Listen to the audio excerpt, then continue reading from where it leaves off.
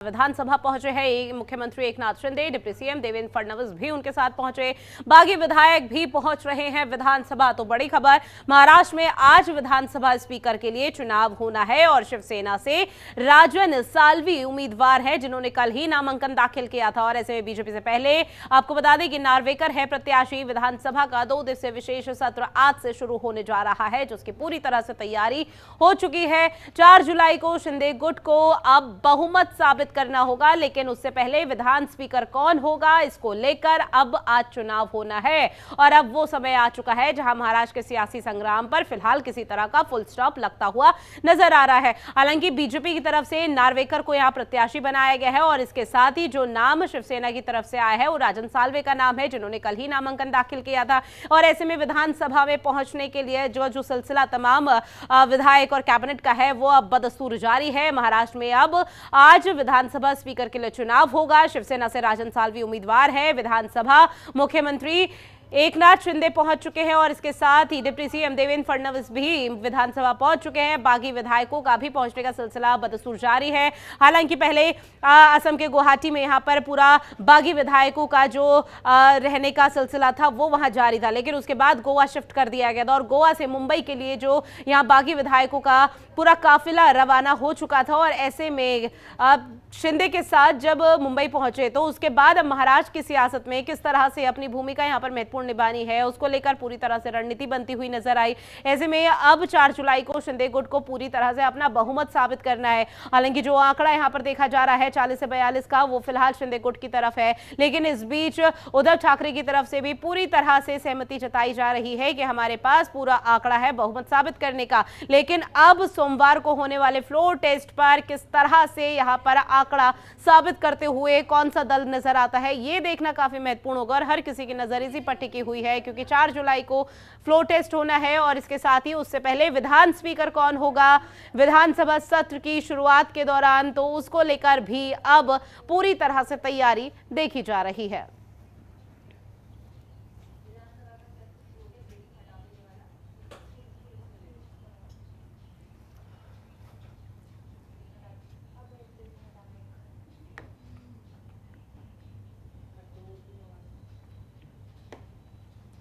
विधानसभा मतदारसंघातून निवडून आलेल्या श्रीमती जयश्री चंद्रकांत जाधव विधानसभा सदस्य यांचा आपणास व आपल्या मार्फत सभागृहात परिचय करून देताना मला अतिशय आनंद होत आहे।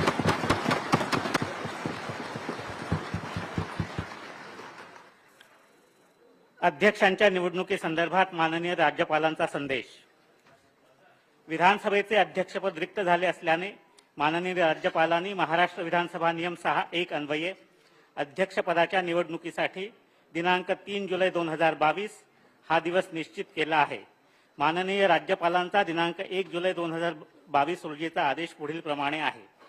इन पर्सन है और बीजेपी से नार्वेकर को यहां प्रत्याशी बनाया गया है। लेकिन इस बीच महाराष्ट्र का जो सियासी संग्राम किस तरह से 21 जून से चलता हुआ नजर आ रहा था उस पर अब कहीं ना कहीं फुल स्टॉप पूरी तरह से लगता हुआ नजर आएगा, क्योंकि 4 जुलाई यानी सोमवार को फ्लोर टेस्ट होना है। और ऐसे में अब विधानसभा स्पीकर के लिए जो चुनाव आज होना है वहां बागी विधायकों के साथ साथ जो तमाम कैबिनेट और यहाँ पर नेता मंत्री हैं उनके पहुंचने का सिलसिला भी बदस्तूर शुरू हो चुका है। और ऐसे में अब जो महाराष्ट्र के नए मुख्यमंत्री हैं एकनाथ शिंदे, वो भी यहां विधानसभा पहुंच चुके हैं।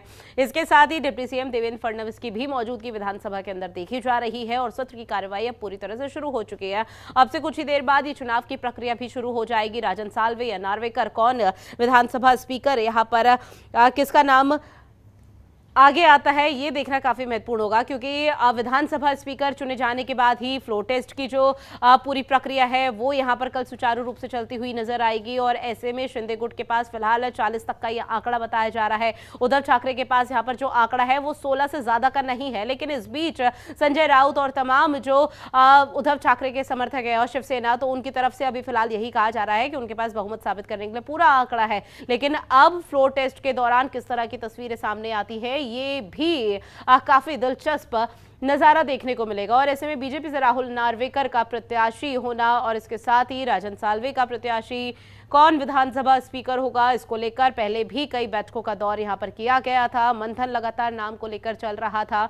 महाराष्ट्र में उफनती सियासी संग्राम के बीच अब विधानसभा चुनाव की जो कार्रवाई है वो यहां पर पूरी तरह से चलती हुई नजर आ रही है।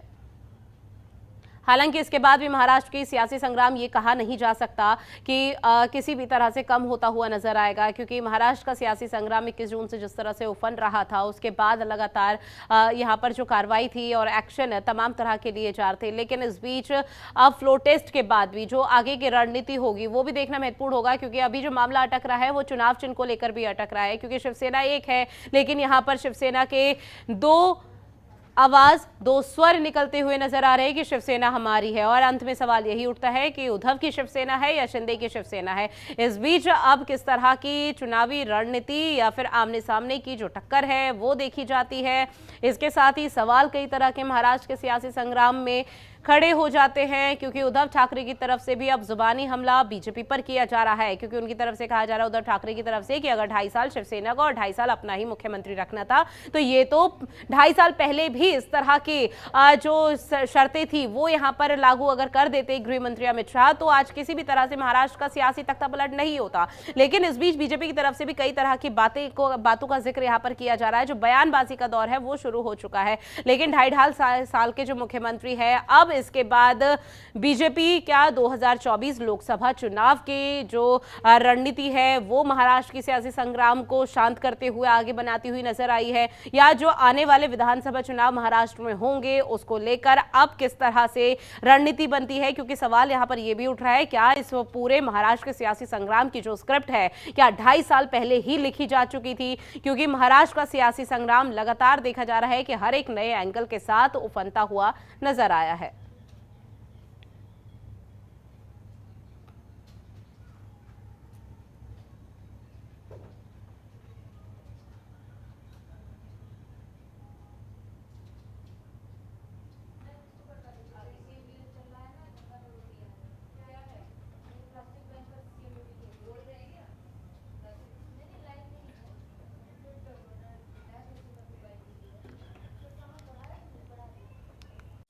खबरों के निष्पक्ष विश्लेषण के लिए सब्सक्राइब करें Jantantra TV and press the bell icon. Never miss any update.